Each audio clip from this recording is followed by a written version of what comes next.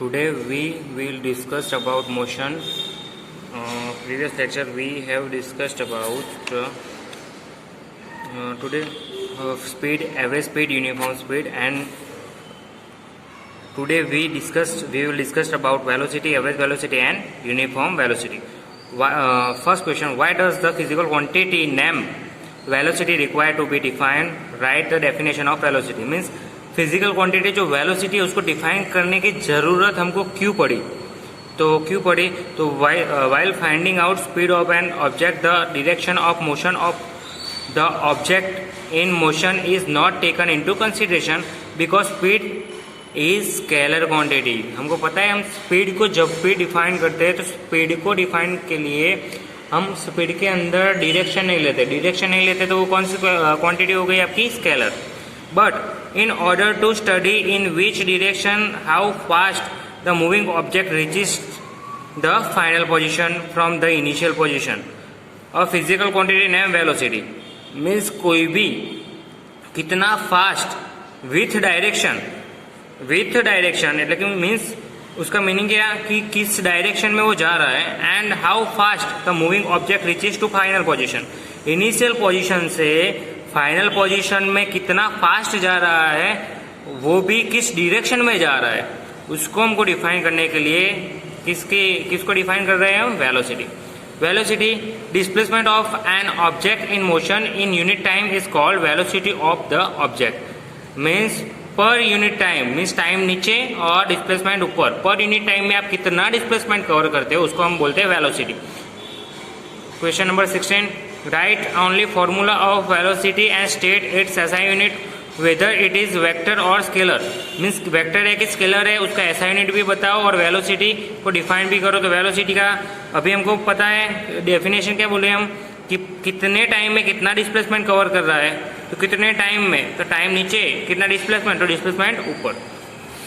तो उसका SI unit क्या है?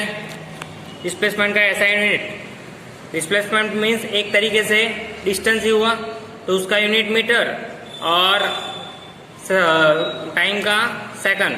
तो ऐसा unit of velocity is metre per second, या तो सेकंड को अगर आप ऊपर ले जाते हो तो मीटर इंटू सेकंड इनवर्स हो जाएगा. और कई बड़े यूनिट्स भी है, लाइक मीटर को किलोमीटर में, सेकंड को आवर्स में कन्वर्ट कर देते हैं. वैसे भी छोटे में मीटर को सेंटीमीटर में, ऐसे भी वेलोसिटी को आप फाइंड कर सकते हो. बट मीटर पर सेकंड सब मैक्सिमम ये मीटर पर सेकंड में वेलोसिटी को मेजर करते हैं. फिर वेलोसिटी स्केलर है कि वेक्टर है वो हम कैसे पता करेंगे? क्योंकि हमने प्रीवियस ही ऐसा बोला कि वेलोसिटी एक स्पीड है. स्पीड भी कितने टाइम में कितना डिस्टेंस कवर कर रहा है वो स्पीड में पता चलता है, लेकिन स्पीड में डायरेक्शन नहीं आती. लेकिन वेलोसिटी में कितने डिस्टेंस में कितने टाइम विथ वेलोसिटी हमको पता चलता है. इसीलिए वेलोसिटी कौन सी क्वांटिटी हो गई आपकी? Vector quantity. Define average velocity and explain it. अभी हमने डेफिनेशन में क्या बोला? डिस्प्लेसमेंट ऊपर और टाइम नीचे, वही है. Ratio of total displacement of body to total time taken into that displacement is known average velocity of body. Means average velocity क्या है? टोटल डिस्प्लेसमेंट ऑफ ऑब्जेक्ट का टोटल डिस्प्लेसमेंट, और डिनोमिनेटर में क्या है? Total time. तो total displacement of object और denominator में टोटल टाइम इंटरवल. यहाँ पे क्या लिखा है? Plus x minus x. As shown figure, object x direction में जा रहा है, object moves in the direction of x. Initial, वो इनिशियल कहाँ पे था? इनिशियल रेफरेंस पॉइंट ओ पे था. It's initial position x1. ये रेफरेंस पॉइंट, ये हमने रेफरेंस पॉइंट लिया है O. पहले उसकी इनिशियल पोजीशन t1 टाइम पे थी x1. तो लिखा है नीचे initially it is at position x1 और position A at t1 time. फिर पोजीशन x2 और position B eight t2 time. यहाँ पे दिखा है देखो ये x है, ये पॉजिटिव x, ये नेगेटिव x. यहाँ पे O दिया हुआ है, O है वो क्या है? रेफरेंस पॉइंट जिससे हम सब डिस्प्लेसमेंट मेजर करेंगे. फिर t1 टाइम पे कहाँ पे है? x1 पे है. t2 टाइम पे कहाँ पे है? x2 पे. तो ये उसकी हो गई इनिशियल पोजीशन, ये उसकी हो गई final position. Initially it is at position x1 at time t1. After that its position x2 at time t2. Displacement कितना होगा, पहले x1 पे था, x2 पे गया, तो final position x2 minus initial position x1, तो यहाँ पे टोटल डिस्प्लेसमेंट कितना हुआ, delta x is equal to x2 minus x1। Time कितना हुआ, टाइम में भी final time t2 minus initial time t1, तो final time t2 minus initial time t1, तो डेल्टा x कितना हुआ, x2 minus x1। Time interval कितना हुआ, t2 माइनस t1। अभी एवरेज वेलोसिटी मीन्स कितना डिस्टेंस कवर किया या तो कितना डिस्प्लेसमेंट कवर किया, डेल्टा x, और कितने टाइम में किया वो डेल्टा t। तो डिस्प्लेसमेंट कितना हुआ, x2 माइनस x1, और टाइम कितना हुआ, t2 माइनस t1। फिर से रेफरेंस पॉइंट O पे था, रेफरेंस पॉइंट हम O लेते हैं, इनिशियल पोजीशन t1 टाइम पे x1 थी, फाइनल पोजीशन t2 टाइम पे वो x2 थी, तो x2 माइनस x1 वो उसका डिस्प्लेसमेंट हो जाएगा, t2 माइनस t1 वो उसका टाइम हो जाएगा।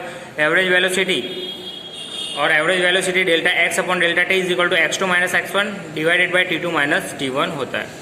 अब एवरेज वेलोसिटी को हम किससे डिनोट करते हैं, v एवरेज। v एवरेज को हम ब्रैकेट में ऐसे v लिखते हैं, क्या करते हैं, v एवरेज को ब्रैकेट में हम ऐसे v या तो v बार से डिनोट करते हैं। The magnitude and direction of average velocity depend on the displacement. किस पे डिपेंड करेगी एवरेज वेलोसिटी, डिस्प्लेसमेंट।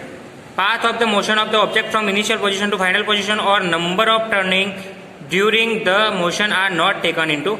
मीन्स आप कौन सा पाथ ले रहे हो या तो आपने कितने टर्न किए वो हमको पता नहीं है, लेकिन एवरेज वेलोसिटी मीन्स हम शॉर्टेस्ट पाथ फाउंड करेंगे। लाइक प्रीवियस लेक्चर में हमने पढ़ा था कि 30 से 70 पे जाता है, 70 से वापस 50 पे आती है एक कार, तो डिस्टेंस कितना होगा, 30 से 70 मीन्स 40 वो, और 70 से 50 मीन्स 20 वो, तो टोटल डिस्टेंस हो रहा था 60।